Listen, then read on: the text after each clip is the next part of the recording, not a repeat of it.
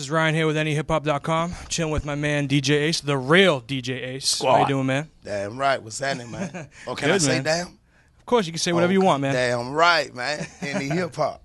Absolutely, man. So we're here at the Steve Aoki Aokify America tour. How's it been, man? How's it been at the show? It's been crazy, man. It's been crazy. We've been touring. We just hit this tour, probably doing like about 40 to 50 cities. Man, I've never even met Steve Aoki or even heard of him until I heard of the name, but I never knew how big he was. Yeah. So I came out here and seen his show, and it's like crazy ridiculous, you know what I'm saying? Then Borgor, just met Borgor coming for the first time. I've never really even been to the EDM side of the game. The EDM, the dubstep, I'm more of a hip-hop, but getting into this, oh, man, it's a whole different world, whole different ball game, man. That's good, man. So yeah, I mean that's kind of a cool thing too, because I mean he's like house music, Steve Aoki, and I mean you're hip hop. You know what I mean? Like it's a completely different animal. Like how's the crowd been reacting to like your guys' set, you and Waka's? Actually, they love it. It's like it's no difference. It feels like we're at home, man. It's like I was nervous because I end up. Before the tour, I said, okay, so I did some research on Steve Aoki. And when I did the research, I saw a lot of EDM and house and dubstep. I said, oh, yeah, squad. So I said, oh, man. I said, so I got to get Waka's music like that. I'm his DJ, so I can't let Waka not have no stupid music to the point to where we ain't fitting in with what's going on. So I come to Waka with the whole EDM. I got all this music on EDM over and other beats. And he was like, nah, we're going to give him us. Yeah. I'm like, shh, bro, we got to turn up. We got two DJs with us finna go crazy. He was like, nah, we're going to give them us. It's my first time. Yeah. You know, so I say, I got to roll with it. I've been in the game a long time, but I listen to him in a certain aspect of when he looked me in my eye and say, we're going to give them us. Yeah. Oh, man, crazy. We went out there and gave it to him the first show, second show, and it's like, it gets bigger and bigger ever since. You know what I mean? Yeah. Yeah, absolutely, man. I mean, and that's the thing about like giving them like what you guys do. I mean, like your show. I mean, it's not even like a hip hop show. No, it's more like it's like a rock and roll show when like you see black it. Rock. I call it black rock and roll. Yeah, man. I mean, do you think like that type of style is like? I mean, because of it's like that instead of like your typical hip hop show. You think something like that was like easily like able to like go to a crowd like this and like actually just rock it out, man? Well, I mean, easy or hard, it's got to be done. And it's like if your music moves them and your energy moves them, it don't matter what it is. I mean, I wouldn't care if you coming out there singing Sesame Street. If you know what you're doing on stage and you know how to move the crowd. I've seen 1 million shows all my life. I'm 15 years in the game. So I've seen 1 million shows, and I've seen the best music don't move nobody. Yeah, true. Nothing. I'm talking about the biggest artists and people looking at you like, man, why you here? Let's listen to, you know what I'm saying? Right. So it's like with us, it's no different for me. The crowd still wave their hand the same. I still crowd surf the same. Still take their shirt off and throw it out the same. They catch it the same. They scream DJ Ace the same.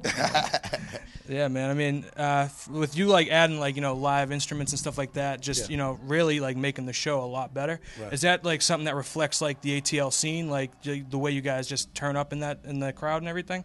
Like make everything just turn up like that? I wouldn't say the ATL scene because the ATL scene is different. Yeah. You know what I'm saying? The ATL scene is snap pop music. The ATL scene is you got your gangster music. You got it all different kinds. Right. But as far as us, that's just the way we turn up. You know what I'm saying? Right. I mean, it didn't come like at a snap of a finger though. You know what I mean? I've been on the road Waka for probably about 3 years now. I did his first full mixtape. Right. But when I first got on the road with him, that back and forth wasn't like that. Right. I didn't know how he wanted me to turn up.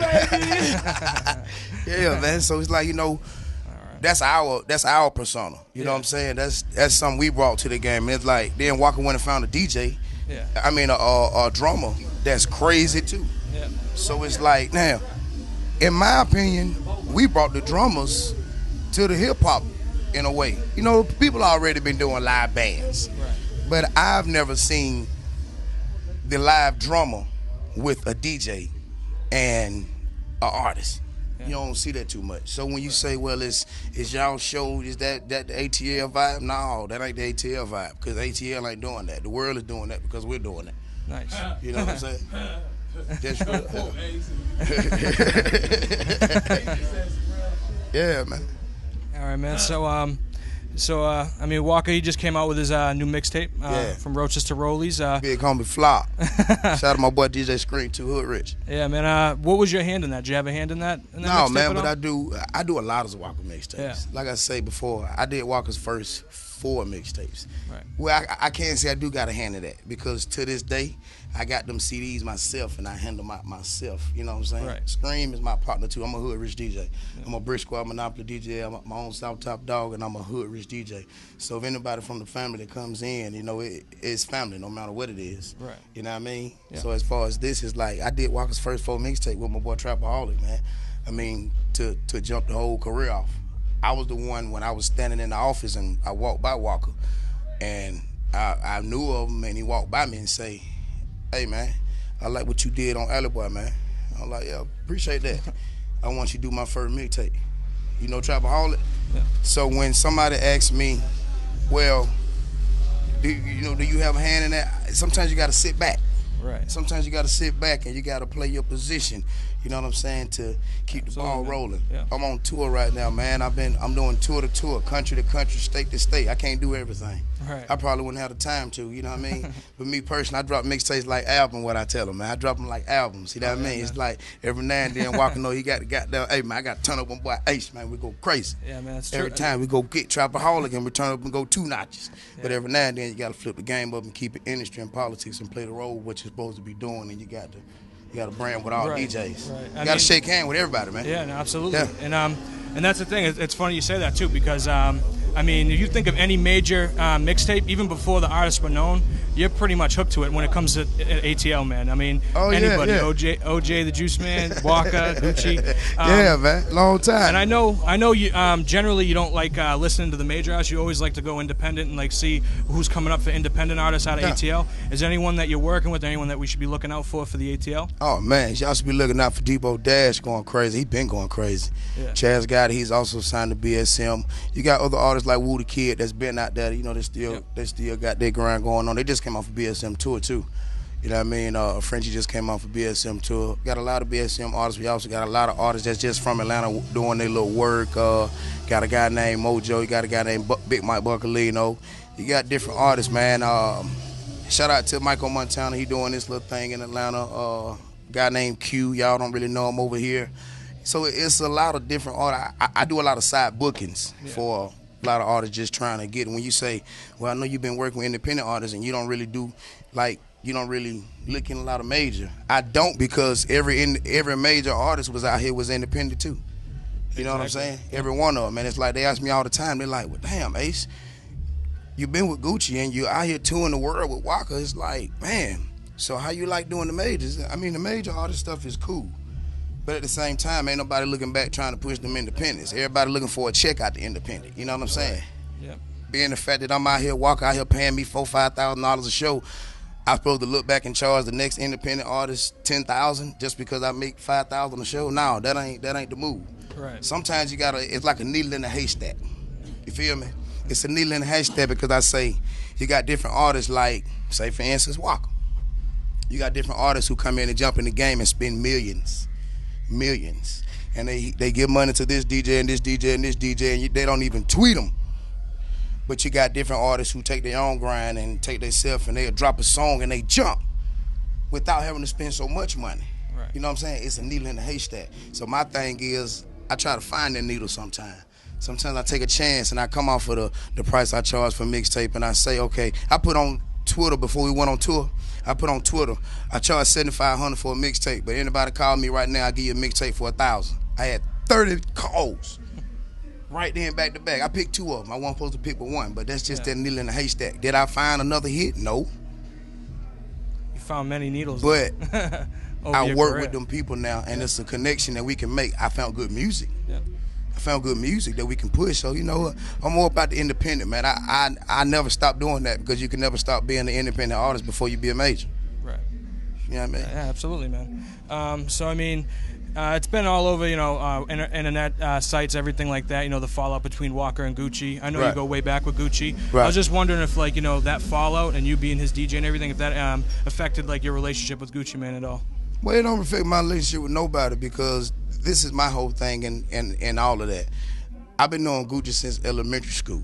you know what I'm saying, since 5th grade. And when I met Gucci, when I started being Gucci's road manager and DJ, the thing he said to me was, he called my phone, was like, I want you to be my DJ. I want you to be my road manager. When I met Waka, and I did his mixtape, he say, I want you to do my mixtape. Then I want you to be my DJ. So it's like I done got that from both of these same artists. Now on the other side, you got 2 grown men. You can't never have 2 #1 bosses. Everybody want to be #1. So everybody, looks to strive for the top. So I don't put myself in the middle of no situation with no artist. People get into it all the time.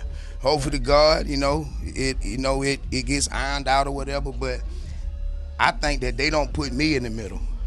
I don't hear Waka coming to me like, hey, Ace, but why the hell you playing that Gucci song?